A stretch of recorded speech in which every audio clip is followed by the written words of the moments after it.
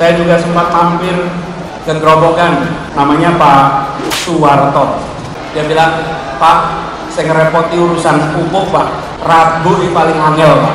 Kalau di gerobokan pupuk sulit, mungkin ketahanan pangan tidak berhasil, karena di gerobokan inilah penyangga pangan tingkat nasional. Kalau beras nomor 7, kalau jagung tingkat nasional nomor 1, kalau kedelai juga nomor 1. Rabu ini paling angel Pak, Rabu ini paling angel Pak. Tidak benar, tidak benar.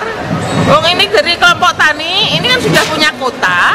Ini kan ada kartu tani. Kalau memang belum dapat kartu tani, bisa dilayani secara manual. Ganjar persilakan Anies melapor langsung kepadanya selaku gubernur.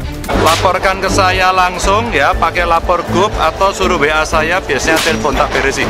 Dia bukan orang sini. Nah, ya tujuannya kan masalah politik untuk menuju 2024. Kalau menjatuhkan salah satu pasti. Singgung soal pupuk, Anies salah sasaran kena tampar balik sang gubernur dan bupati. Saya lihat para petani sedang bekerja, saya berhenti, mampir.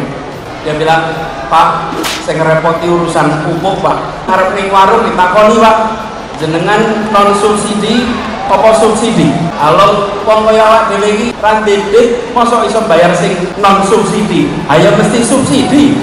Waduh, pembohongan publiknya sangat luar biasa. Itu, kalau memang ada kesulitan pupuk, monggo koordinasi dengan kelompok tani, dengan distributor, dan dijembatani oleh Dinas Pertanian. Kalau di gerobokan pupuk sulit, mungkin ketahanan pangan tidak berhasil, karena di gerobokan inilah penyangga pangan tingkat nasional. Kalau beras nomor 7, kalau jagung tingkat nasional nomor 1, kalau kedelai juga nomor 1. Jadi dari awal pun kita sudah bisa sampaikan, petani itu mau tanam apa, kapan, di mana, berapa, mestinya sudah bisa kita cek. Ini contoh-contoh mekanisasi yang kemudian kita bantu petani kita. Saya perhatikan betapa masyarakat yang kita temui menyampaikan kepada kita semua bahwa di masyarakat sana ada suasana sulit, serba ketidakpastian. Kalau pintar mengatur kata-kata ya seperti itu. Makanya Presiden ke-16 Amerika ngomong begini, kalau mau nguji karakter sejati seseorang, kasih dia kekuasaan, langsung ketahuan karakternya. Adalah seorang pembohong. Kalau di gerobokan pupuk sulit, mungkin ketahanan pangan tidak berhasil, karena di gerobokan inilah penyangga pangan tingkat nasional. Kalau beras nomor 7, kalau jagung tingkat nasional nomor 1, kalau kedelai juga nomor 1. Bupati menambahkan, saat terjadi kelangkaan pupuk, para kelompok tani selalu berkoordinasi dengan Dinas Pertanian setempat. Ia pun membantah bahwa terjadi kelangkaan pupuk di daerah yang dipimpinnya. Ya biar masyarakat tahu loh, mana yang benar, mana yang nggak benar, gitu aja. Selesai ngobrol, Pak, sebelum pamit ingin mengenalkan diri, perkenalkan Pulau Anies Baswedan. Terus dia jawab, Gubernur DKI, kok iso tekan gini? Dia tidak berdomisili yang gerobokan, bisa korak-korak di gerobokan, kan ya lucu. Harusnya kan kalau memang dia mau ke lapangan, koordinasi dengan bupati bisa, koordinasi sama dinas terkait bisa. Secara kan sudah panen, tidak ada masalah. Berarti ya itu tadi tujuannya mungkin politik.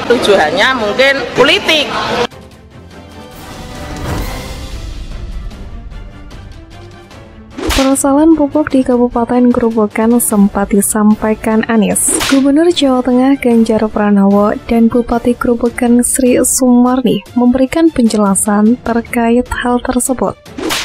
Keluhan mengenai kelangkaan pupuk di Grobogan sebelumnya disampaikan oleh Anies saat menghadiri Milad ke-21 PKS belum lama ini dan disiarkan melalui channel YouTube PKS TV. Pupuk itu paling mahal, mau beli pupuk tidak ada subsidi, tidak seperti zaman sebelumnya. Zaman dulu tinggal ke warung bawa ember bisa beli pupuk. Sekarang mau ke warung ditanyakan subsidi atau bukan subsidi, cerita Anies. Sebelumnya Anies mengaku melakukan tirakat demi bongkar nestapa warga Jawa Tengah, daerah pimpinan Ganjar, sebagai bakal calon presiden Koalisi Perubahan untuk Persatuan yang diusung oleh Nasdem, PKS, dan Demokrat. Ia membongkar borok Jawa Tengah, katanya, daerah yang dipimpin Gubernur Ganjar Pranowo bakal capres dari PDIP.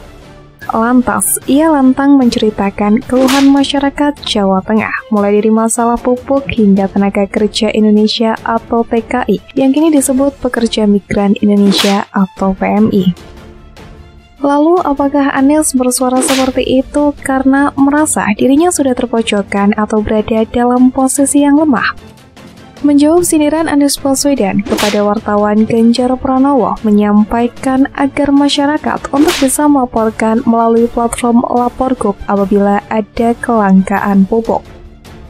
Laporgub merupakan portal laporan online Pemprov Jateng yang bisa diakses pada laman https://laporgub.jatengprov.go.id/.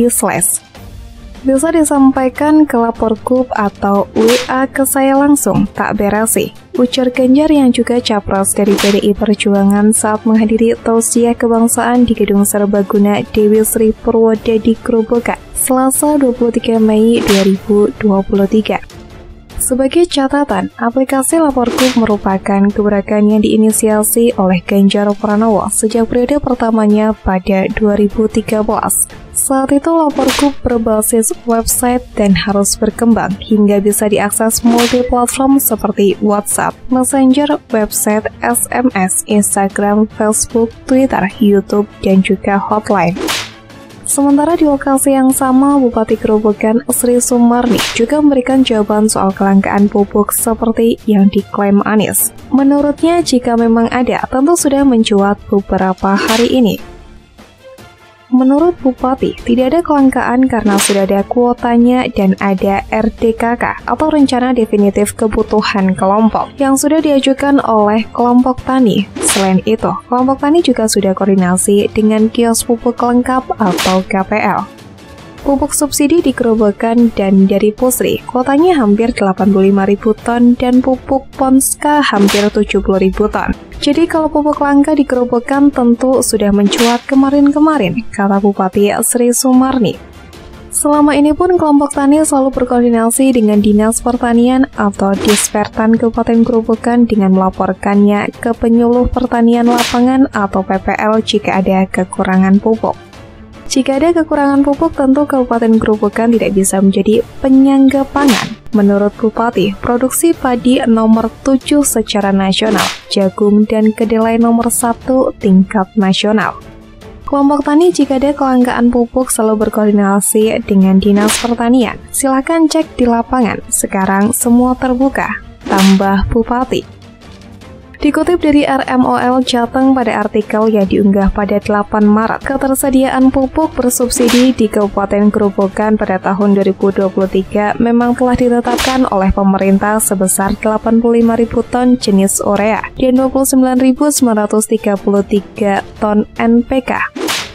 Jumlah lokasi tersebut mengalami peningkatan cukup signifikan dibandingkan tahun lalu, seiring berlakunya Peraturan Menteri Pertanian atau Permetan Nomor 10 Tahun 2023.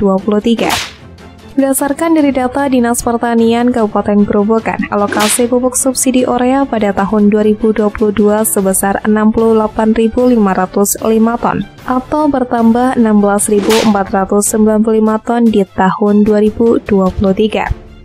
Sedangkan pupuk subsidi NPK mengalami penambahan 1.275 ton, yang awalnya mendapatkan 38.724 ton di tahun 2023, menjadi 40.000 ton pada tahun ini. Kami pastikan pada tahun 2023 ketersediaan pupuk subsidi di Kabupaten Grobogan untuk petani tercukupi, kata Kepala Dinas Pertanian Kabupaten Grobogan Sunanto pada Rabu 8 Maret. Menurut Sunanto, sesuai Permetan Nomor 10 Tahun 2022, pupuk subsidi diperuntukkan untuk 9 komoditas dari sebelumnya 70 komoditas.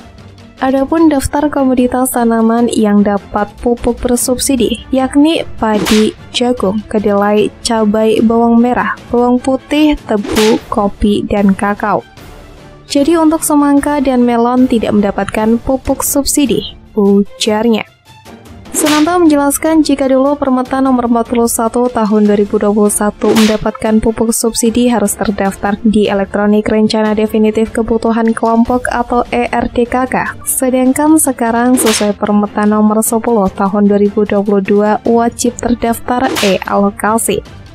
Sementara itu, petani yang sudah terdaftar di e-alokasi sejumlah 225.000. Di sisi lain, untuk mengetahui petani sudah mendapatkan kuota pupuk subsidi, bisa membuka aplikasi Sistem Informasi Pertanian Nasional atau SINPI.